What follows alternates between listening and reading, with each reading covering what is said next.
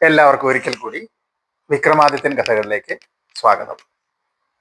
കഴിഞ്ഞ ദിവസം വേതാളം ചോദിച്ച ചോദ്യത്തിന് ഉത്തരം ലഭിച്ചോ?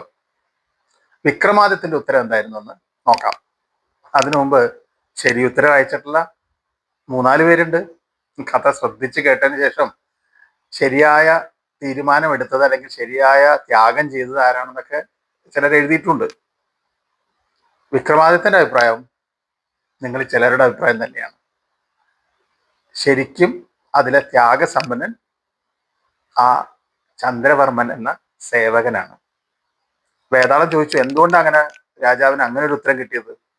അപ്പോ വിക്രമാദിത്യൻ പറഞ്ഞത് ഇപ്രകാരമായിരുന്നു: തൻ്റെ സേവകന് വേണ്ട കാര്യങ്ങൾ ചെയ്തു കൊടുക്കുക, അവനെ പ്രോത്സാഹിപ്പിക്കുക, അവന്റെ ആഗ്രഹങ്ങൾ സാധിച്ചു കൊടുക്കുക എന്നുള്ളത് അവന്റെ യജമാനനായ രാജാവിന്റെ കടമയാണ്. അതിൽ പുതുമയൊന്നുമില്ല. അതിന് പ്രത്യേകിച്ച് ഒരു കഴിവും അല്ല, അത് പ്രത്യേകിച്ചുള്ള ത്യാഗ മനോഭാവവും അല്ല. എന്നാൽ തൻ്റെ ആഗ്രഹം സാധിക്കാമായിരുന്നു എന്നിട്ടും താൻ കണ്ട കാര്യങ്ങളെല്ലാം രാജാവിനോട് പോയി ഉണർത്തിച്ച് രാജാവിനെ കൂടി ഈ സംഗതിയിൽ ഭാഗഭാക്കാക്കിയ, അല്ലെങ്കിൽ ആ തരുണിയെ രാജാവിന് കൊടുക്കാൻ വരെ തയ്യാറായ സേവകന്റെ പ്രവൃത്തിയാണ് ഏറ്റവും മഹത്തരം. ഇതായിരുന്നു വിക്രമാദിത്യന്റെ ഉത്തരം. നിങ്ങൾ ചിലർക്കും ഈ അഭിപ്രായമുണ്ട് എന്നറിഞ്ഞ് സന്തോഷം. നമുക്കിനി ഇന്നത്തെ കഥയിലേക്ക് കിടക്കാം. ഇന്നത്തേത് ഒരു തമാശ കഥയാണെന്ന് വേണമെങ്കിൽ പറയാം. വളരെ ചെറിയൊരു കഥയാണ്.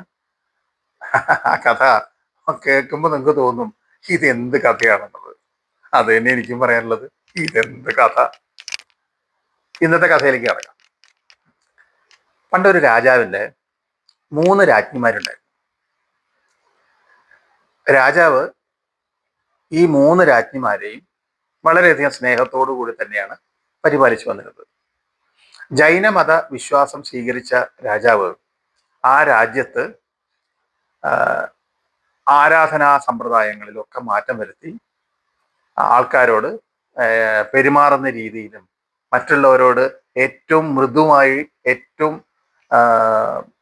ഏറ്റവും മനോഹരമായിട്ടും ഏറ്റവും സോഫ്റ്റായിട്ടൊക്കെ സംസാരിക്കണം, പെരുമാറണം എന്നുള്ള നിയമങ്ങളൊക്കെ നടപ്പാക്കി അങ്ങനെ സമൃദ്ധിയോടുകൂടി രാജ്യം ഭരിച്ചുകൊണ്ടിരിക്കുകയായിരുന്നു.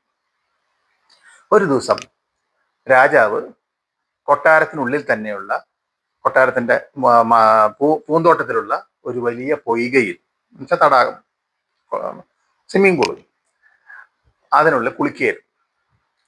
അതിൽ ആ പൊയ്കയിൽ, ആ തടാകത്തിൽ ധാരാളം താമരപ്പൂക്കളുണ്ട്. രാജാവിന്റെ നീരാട്ട് കണ്ടുകൊണ്ടിരുന്ന രാജാവിന്റെ 3 രാജ്ഞിമാരും കൂടെയുണ്ട്.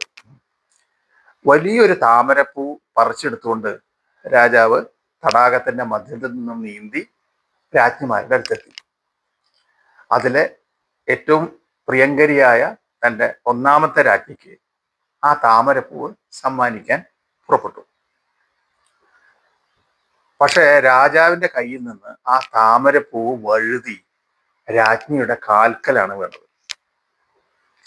രാജ്ഞിയുടെ കാൽക്കൽ വീണതും ആ കാല് രാജ്ഞിയുടെ പാദം തടിച്ചു വീർത്തു വരാൻ തുടങ്ങി. ആ താമരപ്പൂ വന്ന് വീണ ഭാഗം മുറിഞ്ഞു, അവിടെ വല്ലാതെ തടിച്ച് ഒരു എന്താ പറയുക, നമ്മൾ എന്തെങ്കിലും സാധനം വന്ന് വീണ് കഴിഞ്ഞാലുള്ള ചതവ് പോലെ ഉണ്ടാവില്ലേ, അങ്ങനെയൊക്കെ വന്നു. രാജാവിനോടൊപ്പം ആ തടാകത്തിൽ ഇറങ്ങി കുളിച്ചിരുന്ന 2ാമത്തെ രാജ്ഞിയുടെ ദേഹം ചൊറിഞ്ഞ് തടിച്ച പോലെ വരാൻ തുടങ്ങി.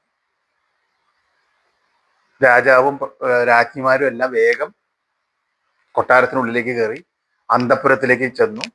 ഈ സമയം തൊട്ടടുത്ത് അടുക്കളയിൽ പാത്രങ്ങൾ ശക്തമായി മറിഞ്ഞു വീഴുന്ന ഒച്ച കേട്ട് 3ാമത്തെ രാജ്ഞി മോഹാലസ്യപ്പെട്ടു.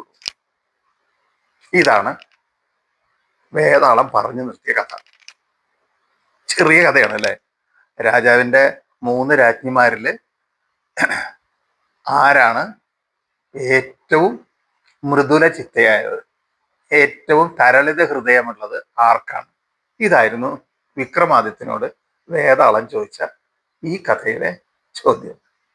താമരപ്പൂ കാലിൽ വീണപ്പോഴേക്കും അവിടെ ചതഞ്ഞ് അല്ലെങ്കിൽ കാലിന് പരിക്ക് പറ്റിയ 1ാമത്തെ രാജ്ഞിക്കാണോ, കുളത്തിൽ അല്ലെങ്കിൽ ആ തടാകത്തിൽ ഇറങ്ങി കുളിച്ചപ്പോൾ ഉണ്ടായ വെള്ളത്തിന്റെ സ്പർശം കൊണ്ട് ദേഹത്ത് തിണർത്ത് പൊങ്ങിയ അല്ലെങ്കിൽ കുരു പോലെ തടിച്ചു പൊങ്ങിയ രണ്ടാമത്തെ രാജ്ഞിക്കാണോ, അടുക്കളയിൽ പാത്രങ്ങൾ കൂട്ടിമുട്ടുന്ന ശക്തമായി കൂട്ടിയിടിക്കുന്ന ഒച്ച കേട്ടപ്പോ പേടിച്ച് മോഹാലസ്യം പെട്ട് താഴെ വീണ മൂന്നാമത്തെ രാജ്ഞിക്കാണോ? ആർക്കാണ് ഏറ്റവും സരളമായ ഹൃദയമുള്ളത്? ഇതായിരുന്നു വിക്രമാദിത്യനോട് വേതാളം ചോദിച്ച ചോദ്യം. നിങ്ങൾക്ക് എന്ത് തോന്നുന്നു? ആർക്കാണ് ഏറ്റവും തരളിതമായ ഹൃദയമുള്ളത്? ഒരു തമാശ കഥ അല്ലെ? ഈ തമാശ കഥയുടെ ഉത്തരം പ്രതീക്ഷിച്ചുകൊണ്ട് നിർത്തട്ടെ. നമസ്കാരം.